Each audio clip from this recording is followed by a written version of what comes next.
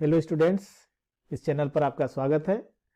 आज class 12 physics के अंतर्गत हम नाभिक की संरचना, आकृति, नाभिक का घनत्व तथा प्रोटॉन न्यूट्रॉन, समस्थानिक, समभारी, समन्यूट्रॉनिक, तुल्यांतरी नाभिक, प्रतीक नाभिक या दर्पण नाभिक क्या होता है, इसके बारे में आज जानेंगे। तो नाभिक की संरचना एवं आकार, जैसा कि हम लोग जानते हैं या पढ़े हैं कि नाभिक का आकार गोलाकार होता है। नाभिक का आकार जो है गोलाकार होता है और बहुत ही कम जगह में जो है स्थिर होता है।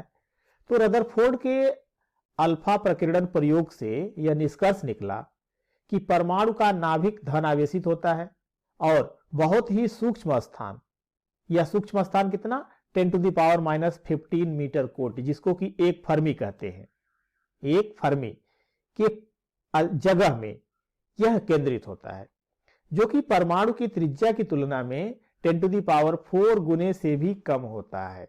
अर्थात जो परमाणु का आकार होता है उस परमाणु के आकार की तुलना में यह 10⁴ टाइम्स छोटा होता है।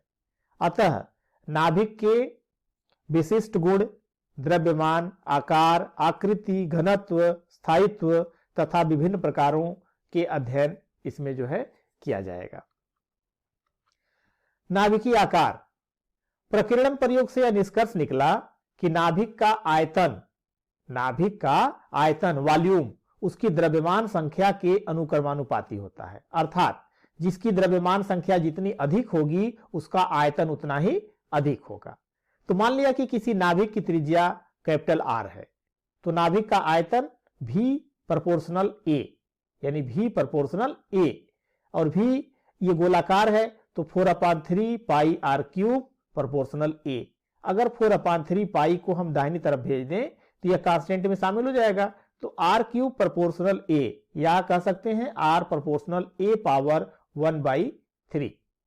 और यहां पर जो प्रोपोर्शनल साइन है, यानी जो कांस्टेंट आता है, यह कांस्टेंट r0, तो r बराबर r0 A पावर 1/3, जहां पे r0 सभी नाभिकों के लिए एक नियतांक है, जिसे अनुभविक नियतांक या इंपीरिकल कांस्टेंट कहते हैं। इसे जो है इंपीरिकल कांस्टेंट कहते हैं और यह सभी नाभिकों के लिए समान होता है।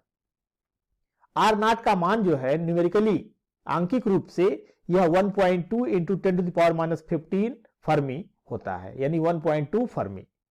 मीटर में 1.2 × 10⁻15 या 1.2 फर्मी।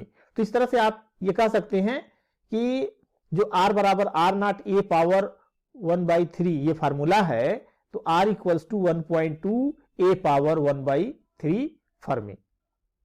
भिन्न भिन्न पदार्थों के द्रव्यमान संख्याएं भिन्न भिन्न होती है, अतः विभिन्न पदार्थों के नाभिक की त्रिज्याएं तथा आकार भिन्न भिन्न होते हैं। त्रिज्या अलग होगी तो उसका आकार भी अलग हो जाएगा। तो इसका मतलब है कि अलग अलग पदार्थों की द्रव्यमान संख्या अलग अलग है। तो जब अलग अलग द्रव्यमान संख्या, तो उनके नाभिक की जो त्रिज्या है वह अलग होगी। जब नाभिक की त्रिज्या अलग होगी तो उनका आकार अलग होगा। नाभिकीय आकृति, आकृति कैसी होती है? नाभिक की आकृति मुख्यतया गोलाकार मानी जाती है, मुख्यतया जो है गोलाकार मानी जाती है। किंतु बड़े नाभिकों के लिए नाभिक की आकृति शुद्ध रूप से गोलाकार न होकर कुछ विरूपित होती है। जैसे ये माना तो जाता है कि इस तरह से है, लेकिन यह कुछ विरूपित होती है इस तरह से। लेकिन यह विरूपण इतना कम होता है कि नाभिक की आकृति को लगभग गोलीय माना जाता है। तो इस तरह से हम मिलाकर के यह कह सकते हैं कि नाभिक का आकार, ये नाभिक की जो आकृति है वह गोलाकार होती है। नाभिकीय घनत्व, न्यूक्लियर डेंसिटी। यदि किसी नाभिक की त्रिज्या कैपिटल R, द्रव्यमान संख्या कैपिटल A तथा प्रति न्यूक्लियन औसत द्रव्यमान m हो, तो नाभिक का द्रव्यमान कैपिटल M = प्रति न्यूक्लियन औसत द्रव्यमान गुणे न्यूक्लियनों की संख्या। तो न्यूक्लियन तो आप समझते ही हैं, न्यूक्लियन मीन्स किसी भी न्यूक्लियस में न्यूट्रॉन और प्रोटॉन की संख्या, न्यूट्रॉन और प्रोटॉनों की संख्या के योग को न्यूक्लियन कहते हैं। यानी जो प्रोटॉन और न्यूट्रॉन न्यूक्लियस में है उन्हें न्यूक्लियन कहते हैं। तो प्रोटॉन प्लस न्यूट्रॉन दोनों की संख्या मिला लेंगे तो हो जाएगा न्यूक्लियन। तो अगर प्रति न्यूक्लियन औसत द्रव्यमान स्मॉल m है तो नाभिक का पूरा द्रव्यमान हो गया कैपिटल M बराबर प्रति न्यूक्लियन औसत द्रव्यमान गुणे न्यूक्लियनों की संख्या, यानी कैपिटल M बराबर स्मॉल m इंटू ए। स्मॉल m प्रति न्यूक्लियन औसत द्रव्यमान और a न्यूक्लियनों की संख्या। नाभिक का आयतन V बराबर 4/3 पाई r क्यूब ये होगा। नाभिक की त्रिज्या r बराबर r नॉट a पावर 1/3। अब ये वैल्यू इसमें पुट कर देते हैं तो V बराबर 4/3 पाई और r की जगह पर हो गया r नॉट a पावर 1/3 और इसका 3। तो ये वैल्यू कितनी मिल जाएगी, ये 4/3 पाई r नॉट का क्यूब और a आ जाएगा।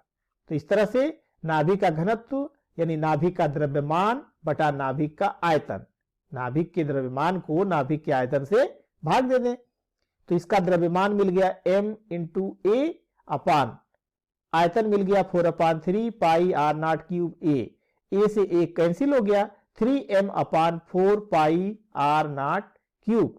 अब इस फार्मूले में आप देख रहे हैं कि जो घनत्व का सूत्र मिला 3m upon 4 pi r not cube द्रव्यमान संख्या से मुक्त है, यानी इसमें a नहीं आया है। तो जब a नहीं आया है तो इसका मतलब हो गया कि यह एक नियतांक हो गया, नियत संख्या हो गई, यानी सभी पदार्थों के लिए परमाणु के नाभिक का घनत्व लगभग समान होता है। और कितना होता है, तो प्रति न्यूक्लियन औसत द्रव्यमान m एक प्रोटॉन के द्रव्यमान के बराबर यानी 1.67 10⁻27 किलोग्राम तथा r नॉट की वैल्यू 1.2 इंटू 10⁻15 मीटर। तो रो बराबर 3m upon 4 pi r not cube, ये वैल्यू इसमें पुट कर देंगे तो पुट करने के बाद ये मिल जाएगा 0.23 इंटू 10⁻18 किलोग्राम पर मीटर क्यूब, यानी इसे आप लिख सकते हैं कि नाभिक का घनत्व रो बराबर 2.3 इंटू 10⁻17 किलोग्राम पर मीटर क्यूब। अब आप ये देख रहे हैं कि 10⁻17 जैसे अगर हम मरकरी को भी देखें तो मरकरी का 10⁻3 यानी जो आप 13.5 और ये 10⁻3 लिखते हैं तो इसका मतलब कि जल की तुलना में वह उतने गुना ज्यादा हो जाता है। तो अब यहां पर अगर हम जल की तुलना करें 10⁻3 से अगर डिवाइड करते हैं तो यह 10⁻14 गुना जो है 10⁻14 गुना क्या हो जाएगा, अधिक हो जाएगा। अब प्रोटॉन इलेक्ट्रॉन के बारे में तो आप जानते ही हैं। प्रोटॉन की खोज 1919 में रदरफोर्ड ने किया था, जिसमें नाइट्रोजन को अल्फा पार्टिकल की बम्बार्डिंग के फलस्वरूप ये मिला था 8O17 और ये 1H1। ये 1H1 को प्रोटॉन कहते हैं। प्रोटॉन द्रव्य का एक मौलिक कण है जो नाभिक के भीतर होते हैं। प्रोटॉन पर आवेश प्लस ई इलेक्ट्रॉन के आवेश के बराबर लेकिन धनात्मक यानी प्लस 1.6 इंटू 10⁻19 कूलाम होता है। प्रोटॉन का द्रव्यमान 1.007276 यूनिट या 1.6726 इंटू 10⁻27 किलोग्राम होता है। इसका प्रतीक P या P प्लस या 1H1 से प्रदर्शित किया जाता है। यह एक अस्थायी कण है। प्रोटॉन का क्षय नहीं होता, किंतु यह इलेक्ट्रॉन को ग्रहण करके न्यूट्रॉन में रूपांतरित हो जाता है, यानी प्रोटॉन P प्लस यह इलेक्ट्रॉन का ग्रहण करके यानी इलेक्ट्रॉन E माइनस, तो ये बन जाता है N और एक नया पार्टिकल निकल करके आता है न्यूट्रिनो। प्रोटॉन का न्यूट्रॉन में रूपांतरण नाभिक के भीतर, ये प्रोटॉन जो है यह देखिए कैसे हुआ, N में कब बदला, एक इलेक्ट्रॉन यानी एक E प्लस दिया ना, तो E प्लस के मतलब है कि पॉजिट्रॉन, E प्लस दिया तो इसका मतलब पॉजिट्रॉन और प्लस एक न्यूट्रिनो पार्टिकल। इसी तरह से न्यूट्रॉन, तो न्यूट्रॉन की खोज 1932 में सर जेम्स चैडविक ने किया था, जिन्हें 1935 में नोबेल पुरस्कार से सम्मानित भी किया गया। क्योंकि उस समय आपको पता है कि ये कहा जाता था कि इलेक्ट्रॉन और प्रोटॉन दो ही पार्टिकल हैं, लेकिन बहुत दिनों तक ये चलता रहा। 1932 में जेम्स चैडविक ने न्यूट्रॉन की खोज की, जिसमें उन्होंने क्या, बेरिलियम पर हीलियम माने जो अल्फा पार्टिकल की बम्बार्डिंग के फलस्वरूप देखा कि कार्बन 6c12 और एक पार्टिकल मिल रहा है जिसका ये 0n1 ये मिला और जिसे कहा गया न्यूट्रॉन। न्यूट्रॉन द्रव्य का मौलिक कण है जो नाभिक के भीतर होता है। न्यूट्रॉन पर आवेश शून्य होता है। न्यूट्रॉन का द्रव्यमान 1.008665 यूनिट या 1.6750 इंटू 10⁻⁻27 किलोग्राम। इसका प्रतीक n या n0 या 0n1 से प्रदर्शित करते हैं। यह एक अस्थायी कण है। न्यूट्रॉन की भेदन क्षमता बहुत अधिक होती है, जो शीशे की एक मोटी चादर को भी भेद कर निकल जाता है। न्यूट्रॉन उदासीन होने के कारण किसी परमाणु से टकराने पर उसके नाभिक में बिना विक्षेपित किए प्रवेश कर जाता है। इन्हीं कारणों से न्यूट्रॉन नाभिकीय विघटन तथा विखंडन में अधिक उत्तम सिद्ध हुआ है। यानी न्यूट्रॉन की बम्बार्डिंग इसीलिए कराई जाती है क्योंकि यह उदासीन है, और उदासीन होने के नाते किसी परमाणु से जब यह टकराता है तो उसके नाभिक में बिना विक्षेपित प्रवेश कर जाता है। नाभिक के बाहर न्यूट्रॉन अस्थायी कण होता है। नाभिक के अंदर तो अस्थायी कण है, लेकिन नाभिक के बाहर न्यूट्रॉन अस्थायी कण होता है। तो ये 0n1 ये बदल जाता है 1h1 जो कि हाइड्रोजन है, प्लस ये -1e0 प्लस न्यूट्रिनो पर बार लग गया, तो ये -1e0 ये बीटा कण यानी इलेक्ट्रॉन, और यह एंटी न्यूट्रिनो हो गया। ऊर्जा के आधार पर मुक्त न्यूट्रॉन दो प्रकार के होते हैं।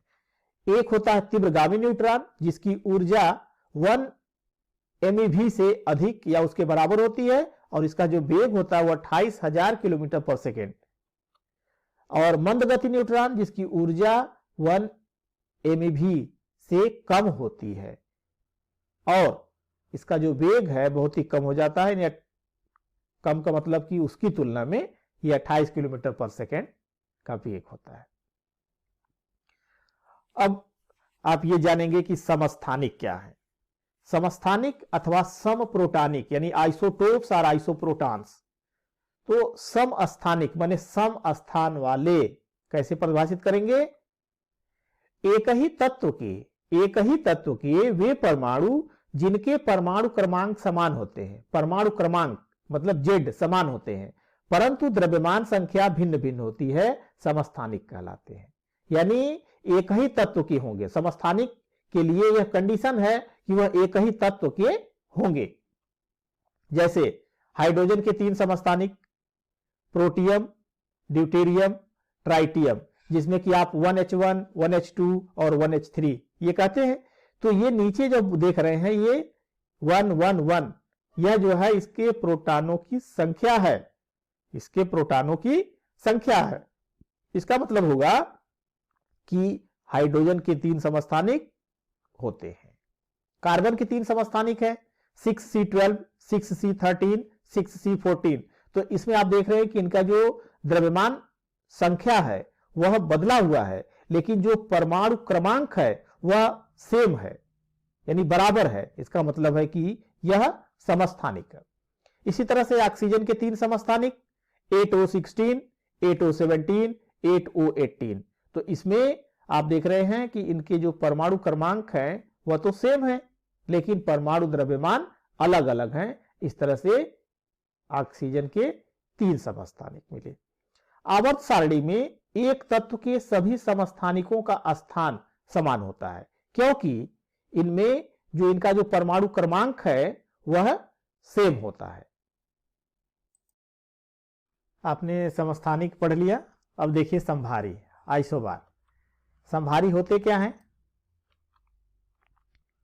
अलग अलग पदार्थों या तत्वों के वे परमाणु जिनके परमाणु द्रव्यमान तो समान होते हैं, लेकिन उनके परमाणु क्रमांक अलग अलग होते हैं, ऐसे परमाणुओं को समभारिक कहते हैं। समभारी मतलब हो गया कि समान भार वाले। तो भार से तात्पर्य यहां पर क्या है? भार से तात्पर्य है उनका परमाणु द्रव्यमान। जैसा कि समस्थानिक में क्या था? समस्थानिक अर्थात परमाणु क्रमांक समान थे, समभारी में परमाणु द्रव्यमान समान होते हैं। तो वहां पर कंडीशन थी समस्थानिक में कि एक ही तत्व के होते हैं, लेकिन समभारी अलग अलग तत्वों के होते हैं। जैसे आर्गन 1840 यानी इसका परमाणु क्रमांक 18 है और परमाणु द्रव्यमान 40 है। इसी तरह से कैल्शियम, इसका परमाणु क्रमांक 20 है और परमाणु द्रव्यमान 40 है। तो इन दोनों के परमाणु द्रव्यमान बराबर हैं। इसका मतलब हो गया कि आर्गन और कैल्शियम ये दोनों समभारी हैं। आर्गन और कैल्शियम दोनों का परमाणु भार 40 होता है, लेकिन दोनों के परमाणु क्रमांक अलग अलग होते हैं, अतः आर्गन तथा कैल्शियम समभारिक हैं। इसी प्रकार 8O17 और 9F17 यानी ऑक्सीजन और फ्लोरीन, इन दोनों में परमाणु द्रव्यमान बराबर है, इसका मतलब ये समभारी है। इसी तरह से 6C14 7N14 यानी कार्बन और नाइट्रोजन भी समभारी हैं। इनकी क्या विशेषताएं होती हैं? समभारिकों के भौतिक, रासायनिक और नाभिकीय गुण समान होते हैं। भौतिक, रासायनिक और नाभिकीय गुण समान होते हैं। समभारिकों के स्थान आवर्त सारणी में भिन्न भिन्न होते हैं। समस्थानिक में स्थान समान होता था, लेकिन समभारिकों के लिए स्थान आवर्त सारणी में भिन्न भिन्न होते हैं। बीटा उत्सर्जन में पितृनाभिक और संतति नाभिक समभारिक होते हैं। बीटा उत्सर्जन में पितृनाभिक और यानी जिसको कि आप पेरेंटल न्यूक्लियाई और डॉटर न्यूक्लियाई बोलते हैं, ये जो है बीटा उत्सर्जन अगर होता है तो ये समभारिक होते हैं। समन्यूट्रॉनिक, आइसोन्यूट्रॉनिक, वे नाभिक जिनमें न्यूट्रॉनों की संख्या समान होती है, न्यूट्रॉनों की संख्या, परंतु प्रोटॉनों की संख्या भिन्न भिन्न होती है, समन्यूट्रॉनिक कहते हैं। जैसे यानी किसी नाभिक में न्यूट्रॉनों की संख्या कितनी होती है? परमाणु द्रव्यमान में से परमाणु क्रमांक को घटा देते हैं तो n बराबर A-Z होता है। तो यहां पर देखिए 1H3 और 2He4। अब इसमें 1H3 में न्यूट्रॉनों की संख्या कितनी होगी?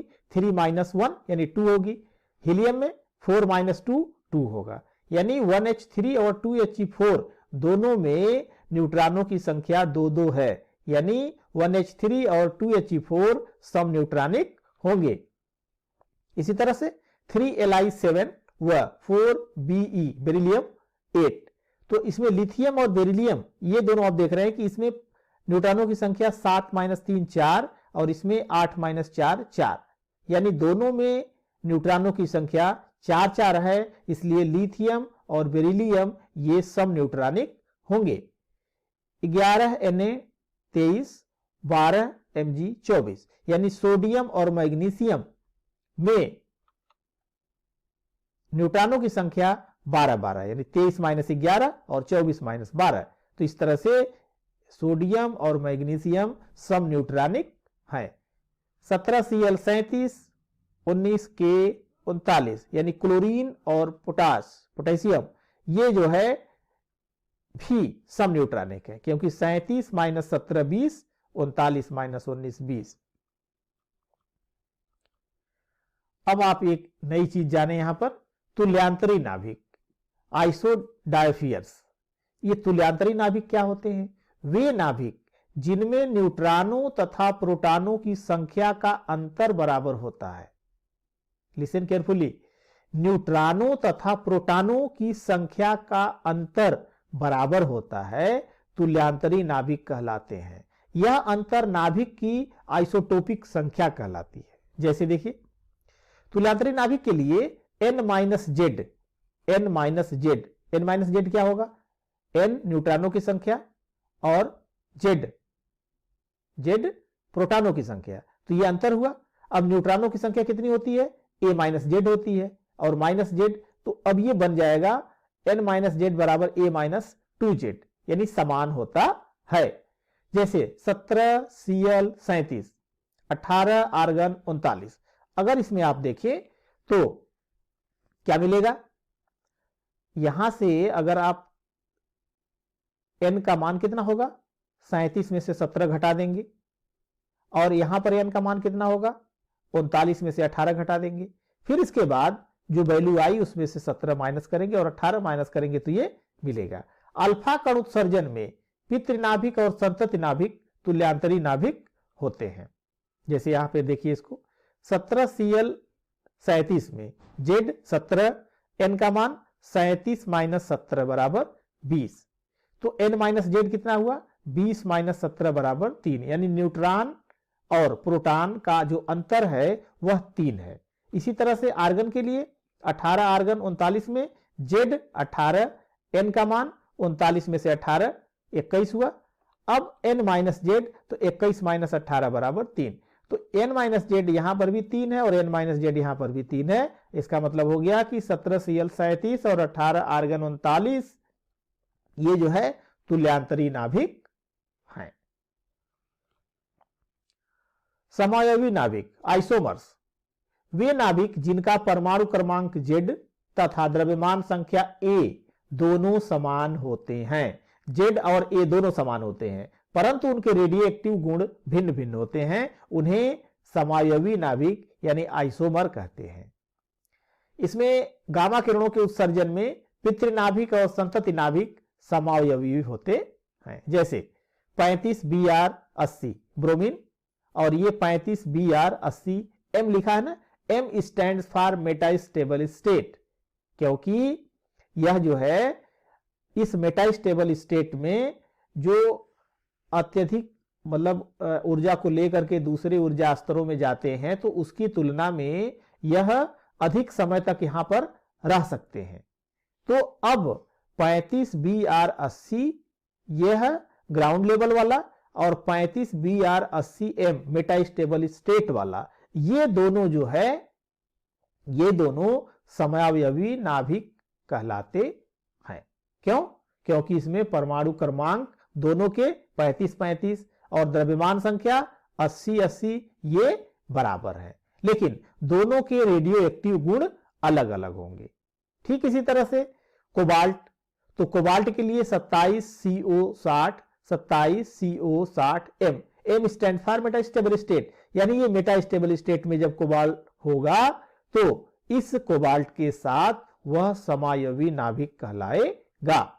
इसी तरह से 30 जिंक 69 मेटास्टेबल स्टेट, तो ये मेटास्टेबल स्टेट में समावयवी नाभिक ये कहलाएंगे। M का मतलब यहां पर है मेटास्टेबल स्टेट। आइए अब दूसरा एक नाभिक देखते हैं, प्रतीप नाभिक या दर्पण। इसे जो है हम मिरर न्यूक्लियस भी कहते हैं। ये क्या होता है, तो आपको पता है कि मिरर में क्या होता है, लेफ्ट वाला राइट और राइट वाला लेफ्ट दिखता है, यानी पार्श्व सिर्फ बदलते हैं। ठीक इसी तरह से ऐसे दो नाभिक जिनमें एक नाभिक में प्रोटॉनों की संख्या Z1 दूसरे नाभिक में न्यूट्रॉनों की संख्या N2 के बराबर होती है तथा पहले नाभिक में न्यूट्रॉनों की संख्या N1 दूसरे नाभिक में प्रोटॉनों की संख्या Z2 के बराबर होती है, एक दूसरे के दर्पण नाभिक कहलाते हैं। ध्यान दीजिएगा, एक नाभिक में प्रोटॉनों की संख्या यानी पहले में प्रोटॉनों की संख्या Z1 है और दूसरे में न्यूट्रॉनों की संख्या N2 के बराबर है। इसी तरह से पहले का जो N1 है वह दूसरे के Z2 के बराबर होगा। जैसे देखिए 7N15 और 8O15, 7N15 में Z1 7 है, N1 हो गया न्यूट्रॉनों की संख्या 15 माइनस 7 बराबर 8। 8O15 में Z2 क्या है, यानी 8 हो गया, N2 कितना हुआ 15 माइनस 8 7 हुआ। अब यह Z1 7 है और N2 7 है, Z2 8 है और N1 8 है। तो अब 7N15 और 8O15 क्या कहे जाएंगे, यह प्रतीप नाभिक या दर्पण नाभिक कहलाएंगे। दर्पण नाभिकों में द्रव्यमान संख्या बराबर होती है, अतः ये संभारिक भी होते हैं, इन्हें दर्पण संभारिक भी कहते हैं। कुछ न्यूमेरिकल क्वेश्चन है। किसी नाभिक की द्रव्यमान संख्या 232 तथा परमाणु क्रमांक 90 है, इसमें प्रोटॉनों तथा न्यूट्रॉनों की संख्या ज्ञात कीजिए। ये तो आपके लिए बहुत सिंपल है। परमाणु क्रमांक Z किसके बराबर होता है? प्रोटॉनों की संख्या, और प्रोटॉनों की संख्या हो जाएगी 90, यानी परमाणु क्रमांक 90 है तो प्रोटॉनों की संख्या 90। न्यूट्रॉनों की संख्या, द्रव्यमान संख्या माइनस परमाणु क्रमांक, द्रव्यमान संख्या 232 और परमाणु क्रमांक 90, तो इस तरह से मिल जाएगा 142। क्रमानुसार 1 तथा 8 द्रव्यमान संख्याओं वाले दो नाभिकों की त्रिज्याओं का अनुपात ज्ञात कीजिए। तो R बराबर R नॉट ए पावर 1/3। तो पहले के लिए क्या है? तो R1/R2 अगर रखेंगे, फार्मूला बनाएंगे, तो R1/R2 बराबर A1/A2 पावर 1/3। अब A1 1 रखेंगे और A2 8, तो 1/8, 8 का क्यूब रूट करेंगे तो ये 2 आ जाएगा, तो ये 1/2, यानी R1/R2 बराबर 1/2। 8 और 16 के नाभिक की त्रिज्या 3 × 10⁻15 मीटर है। 82 पीबी लेड के नाभिक की त्रिज्या ज्ञात कीजिए। तो R बराबर होता है R नॉट ए पावर 1/3, तो R पीबी अपान RO, तो ये ए पीबी अपान एओ के पावर 1/3 के बराबर होगा।